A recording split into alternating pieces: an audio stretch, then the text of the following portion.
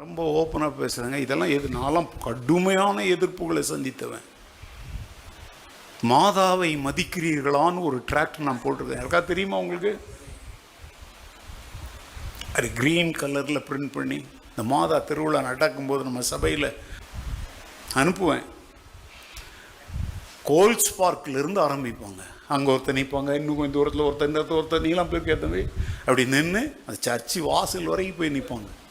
எல்லார் கையிலையும் என்ன இருக்கும்? டிராக்டர் அப்படியே கொடுத்து ஒன்றும் சொல்ல மாட்டான், படிச்சு பாருங்கள்.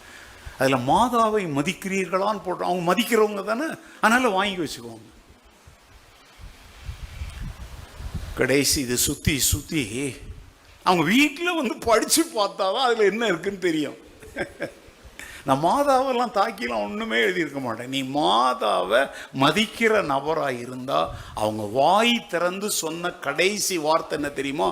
அவர் உங்களுக்கு என்ன சொல்லுகிறாரோ அதன்படி. அதை தவிர மரியாள் வாய் திறந்து பேசினதா பைபிள் ஏதாவது இருக்குதா? இல்லை.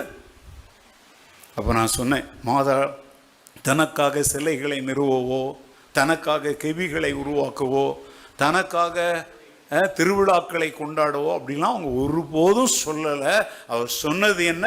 இயேசுவை கையை காட்டி அவர் உங்களுக்கு என்ன சொல்லுகிறாரோ அதன்படி. அப்போ நீங்கள் உண்மையாகவே மாதாவை மதிக்கிறவங்களா இருந்தால் இயேசு சொன்னபடி செய்யுங்க அப்படின்னு முடிச்சிருப்பேன். அது எவ்வளோ பெரிய புரட்சியை உண்டாக்கிச்சு தெரியுமாங்க? அப்புறம் சிலர் வந்து இதை படிச்சுட்டு கொண்டு போய் அவங்க ஃபாதர்ஸ் கையில் கொடுத்துருக்குறாங்க.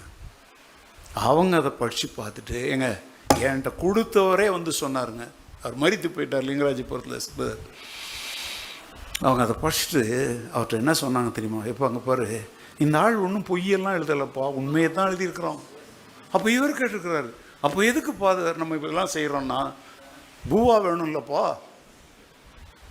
இப்போ நம்ம மாதா திருவிழா நடத்தல்னா என்ன வராது? துட்டு வராது. புரியுது உங்களுக்கு? அவர் அந்த நாட்களில் நான் சொல்கிறது 1990, 91, 92 அந்த வருஷங்களை சொல்கிறேங்க.